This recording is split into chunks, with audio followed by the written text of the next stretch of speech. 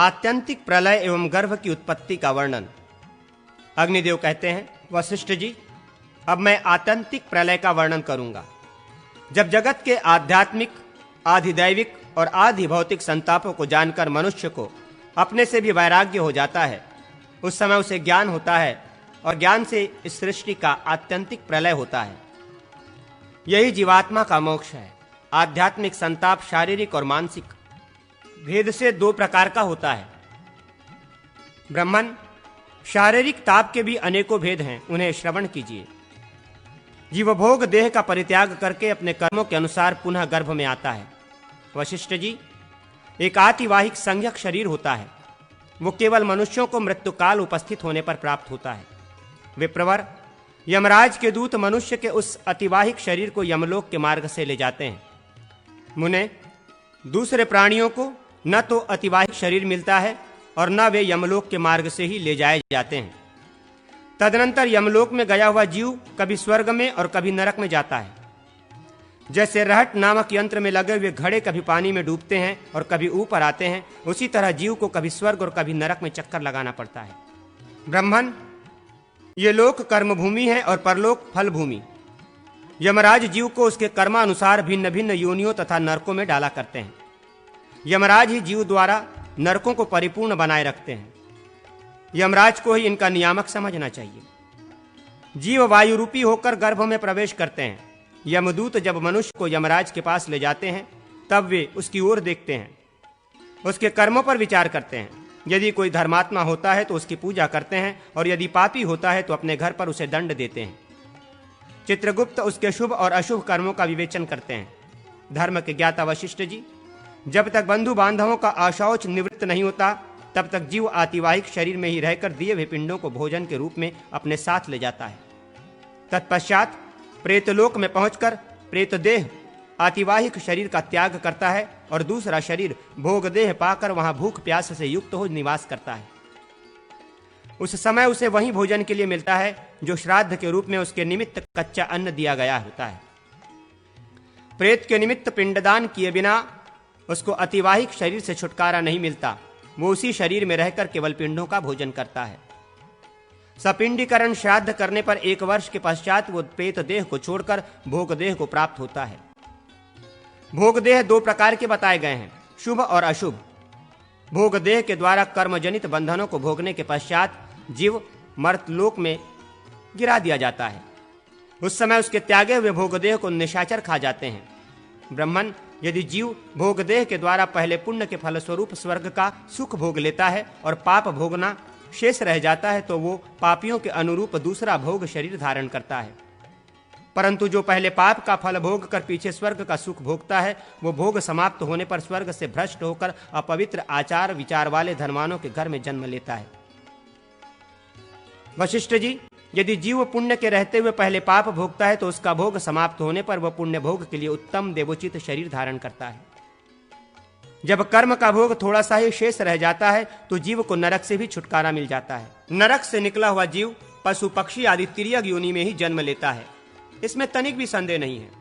मानव योनि के गर्भ में प्रविष्ट हुआ जीव पहले महीने में कलल रजवीर्य के मिश्रित बिंदु के रूप में रहता है। दूसरे महीने में वो घनीभूत होता है, कठोर मांस पिंडी का रूप धारण करता है और तीसरे महीने शरीर के अवयव प्रकट हो जाते हैं। चौथे महीने में हड्डी, मांस और त्वचा का प्राकट्य होता है। 5वें में रोए निकल आते हैं। 6ठे महीने में उसके भीतर चेतना आती है और 7वें से वो दुखों का अनुभव करने लगता है।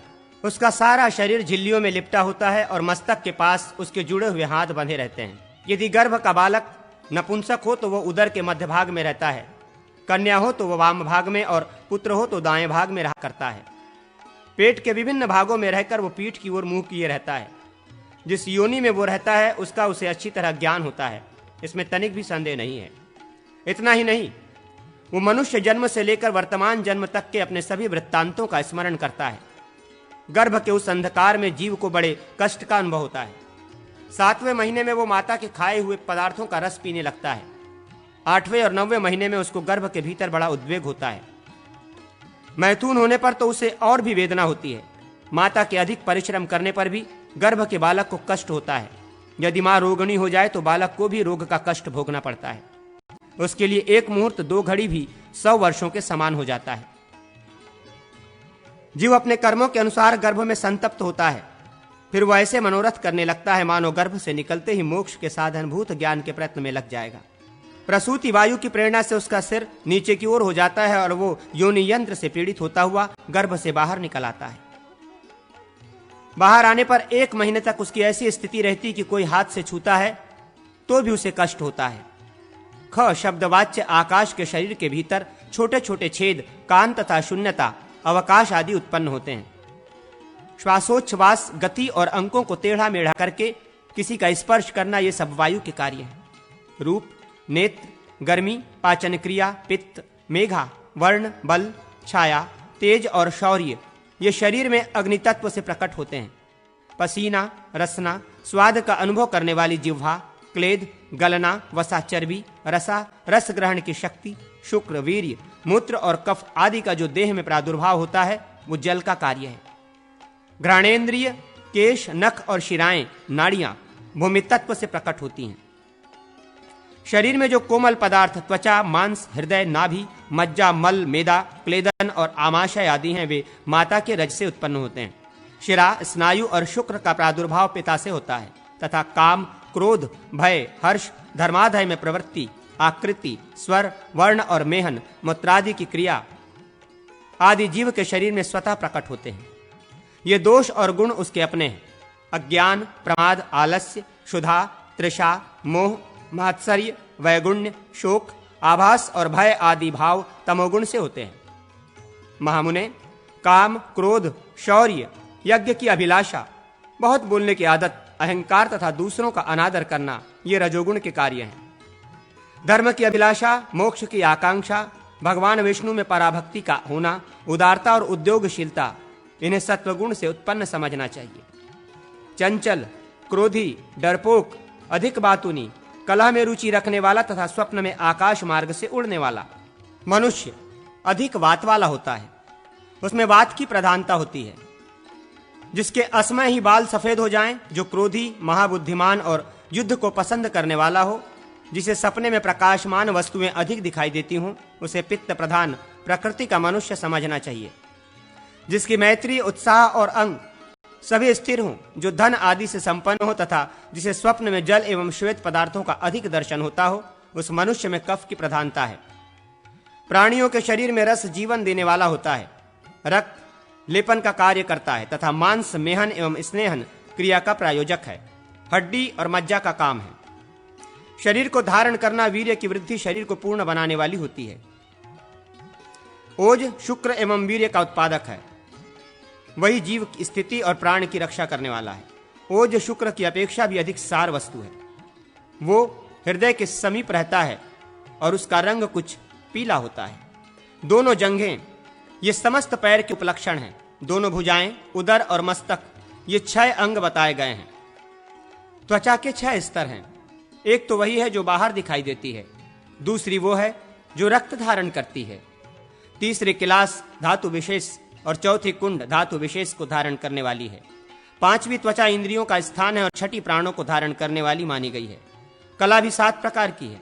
पहली मांस धारण करने वाली, दूसरी रक्त धारिणी, तीसरी जिगर एवं प्लेहा को आश्रय देने वाली, चौथी मेदा और अस्थि धारण करने वाली, 5वीं मज्जा, श्लेष्मा और पुरुष को धारण करने वाली जो पक्काशय में स्थित रहती है, 6ठी पित्त धारण करने वाली और 7वीं शुक्र धारण करने वाली है, वो शुक्राशय में स्थित रहती है। शरीर के अवयव अग्निदेव कहते हैं, वशिष्ठ जी, कान, त्वचा, नेत्र, जिह्वा और नासिका ये ज्ञानेंद्रियां हैं। आकाश सभी भूतों में व्यापक है। शब्द, स्पर्श, रूप, रस और गंध ये क्रमशः आकाश आदि 5 भूतों के गुण हैं। गुदा, उपस्थ, लिंग या योनि, हाथ, पैर और वाणी ये कर्मेंद्रियां कहे गए हैं। मलत्याग, विषय जनित आनंद का अनुभव, ग्रहण, चलन तथा वार्तालाप ये क्रमशः उपर्युक्त इंद्रियों के कार्य हैं। 5 कर्मेंद्रियां, 5 ज्ञानेंद्रियां, 5 इंद्रियों के विषय, 5 महाभूत, मन, बुद्धि, आत्मा, महतत्व, अव्यक्त, मूल प्रकृति ये 24 तत्व हैं। इन सबसे परे है पुरुष। वो इनसे संयुक्त भी रहता है और पृथक भी। जैसे मछली और जल ये दोनों एक साथ संयुक्त भी रहते हैं और पृथक भी। रजोगुण, तमोगुण और सत्वगुण ये अव्यक्त के आश्रित हैं। अंतःकरण की उपाधि से युक्त पुरुष जीव कहलाता है। वही निरुपाधिक स्वरूप से परम ब्रह्म कहा गया है, जो सब का कारण है। जो मनुष्य इस परम पुरुष को जान लेता है वो परम पद को प्राप्त होता है। इस शरीर के भीतर 7 आशय माने गए हैं। पहला रुधिराशय, दूसरा श्लेष्माशय, तीसरा आमाशय, चौथा पित्ताशय, 5वां पक्वाशय, 6ठा वाताशय और 7वां मूत्राशय। स्त्रियों के इन 7 के अतिरिक्त एक 8वां आशय भी होता है, जिसे गर्भाशय कहते हैं। अग्नि से पित्त और पित्त से पक्वाशय होता है। ऋतुकाल में स्त्री की योनि कुछ फैल जाती है, उसमें स्थापित किया हुआ वीर्य गर्भाशय तक पहुंच जाता है। गर्भाशय कमल के आकार का होता है, वही अपने में रज और वीर्य को धारण करता है। वीर्य से शरीर और समयानुसार उसमें केश प्रकट होते हैं। ऋतुकाल में भी यदि योनि वात, पित्त और कफ से आवृत हो तो उसमें विकास, फैलाव नहीं आता। ऐसी दशा में वो गर्भ धारण के योग्य नहीं रहती। महाभाग, मुख से पुक्कस, प्लेहा, यकृत, कोष्ठांग, हृदय, व्रण तथा तंडक होते हैं। ये सभी आशय में निबद्ध हैं। प्राणियों के पकाए जाने वाले रस के सार से प्लेहा और यकृत होते हैं। धर्म के ज्ञाता वशिष्ठ जी, रक्त के फेन से पुक्कस की उत्पत्ति होती है। इसी प्रकार रक्त, पित्त और तंडक भी उत्पन्न होते हैं। मेदा और रक्त के प्रसार से बुक्का की उत्पत्ति होती है। रक्त और मांस के प्रसार से देहधारियों की आंतें बनती हैं। पुरुष की आंतों का परिमाण 3.5 व्याम बताया जाता है और वेदवेत्ता पुरुष स्त्रियों की आंतें 3 व्याम लंबी बतलाते हैं। रक्त और वायु के संयोग से काम का उदय होता है। कफ के प्रसार से हृदय प्रकट होता है। उसका आकार कमल के समान है। उसका मुख नीचे की ओर होता है तथा उसके मध्य का जो आकाश है उसमें जीव स्थित रहता है। चेतना से संबंध रखने वाले सभी भावों की स्थिति वही है। हृदय के वाम भाग में प्लेहा और दक्षिण भाग में यकृत है तथा इसी प्रकार हृदय कमल के दक्षिण भाग में क्लोम, फुफ्फुस की भी स्थिति बताई गई है। इस शरीर में कफ और रक्त को प्रवाहित करने वाले जो स्रोत हैं उनके भूतानुमान से इंद्रियों की उत्पत्ति होती है। नेत्रमंडल का जो श्वेत भाग है वो कफ से उत्पन्न होता है। उसका प्राकट्य पिता के वीर्य से माना गया है तथा नेत्रों का जो कृष्ण भाग है वो माता के रज एवं वात के अंश से प्रकट होता है। त्वचा मंडल की उत्पत्ति पित्त से होती है। इसे माता पिता दोनों के अंश से उत्पन्न समझना चाहिए। मांस, रक्त और कफ से जिह्वा का निर्माण होता है। मेदा, रक्त, कफ और मांस से अंडकोश की उत्पत्ति होती है। प्राण के 10 आश्रय जानने चाहिए। मूर्धा, हृदय, नाभि, कंठ, जिह्वा, शुक्र, रक्त, गुद, वस्ति, मूत्राशय और गुल्फ, पांव की गांठ या घुट्टी तथा कंडरा नसें 16 बताई गई हैं। 2 हाथ में, 2 पैर में, 4 पीठ में, 4 गले में तथा 4 पैर से लेकर सिर तक समूचे शरीर में है। इसी प्रकार जाल भी 16 बताए गए हैं। मांस जाल, स्नायु जाल, शिराजाल और अस्थि जाल। ये चारों पृथक पृथक दोनों कलाइयों और पैर की दोनों गांठों में परस्पर आबद्ध हैं। इस शरीर में 6 कूर्च माने गए हैं। मनीषी पुरुषों ने दोनों हाथ, दोनों पैर, गला और लिंग, इन्हीं में उनका स्थान बताया है। पृष्ठ के मध्य भाग में जो मेरुदंड है उसके निकट 4 मांसमयी डोरियां हैं तथा उतनी ही पेशियां भी हैं जो उन्हें बांधे रखती हैं। 7 श्रेणियां हैं। इनमें से 5 तो मस्तक के आश्रित हैं और एक मेंढ लिंग तथा जिह्वा में है। हड्डियां 18,000 हैं, सूक्ष्म और स्थूल दोनों मिलाकर 64 दांत हैं, 20 नख हैं। इनके अतिरिक्त हाथ और पैरों की शलाकाएं हैं जिनके 4 स्थान हैं। अंगुलियों में 60, एड़ियों में 2, गुल्फों में 4, अरत्नियों में 4 और जंघों में भी 4 ही हड्डियां हैं। घुटनों में 2, गालों में 2, उर्वों में 2 तथा फलकों के मूल भाग में भी 2 ही हड्डियां हैं। हड्डियों के स्थानों तथा श्रोति फलक में भी इसी प्रकार 2-2 हड्डियां बताई गई हैं। पीठ में 45 और गले में भी 45 हैं। गले की हसली, थोड़ी तथा उसकी जड़ में 2-2 अस्थियां हैं। ललाट, नेत्र, कपोल, नासिका, चरण, पसली, तालू तथा अर्बुद, इन सब में सूक्ष्म रूप से 72 हड्डियां हैं। मस्तक में 2 शंख और 4 कपाल हैं तथा छाती में 17 हड्डियां हैं। संधियां 210 बताई गई हैं। इनमें शाखाओं में 68 तथा 59 हैं और अंतरा में 83 संधियां बताई गई हैं। स्नायु की संख्या 900 है, जिनमें से अंतराधि में 230 हैं, 70 ऊर्ध्वगामी हैं और शाखाओं में 600 स्नायु हैं। पेशियां 500 बतलाई गई हैं। इनमें 40 तो ऊर्ध्वगामिनी हैं, 400 शाखाओं में हैं और 60 अंतराधनी में हैं। स्त्रियों की मांसपेशियां पुरुषों की अपेक्षा 27 अधिक हैं।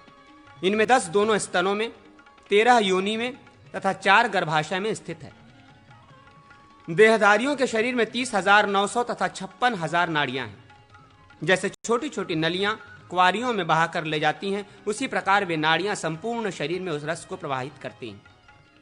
क्लेद और लेप आदि उन्हीं के कार्य हैं।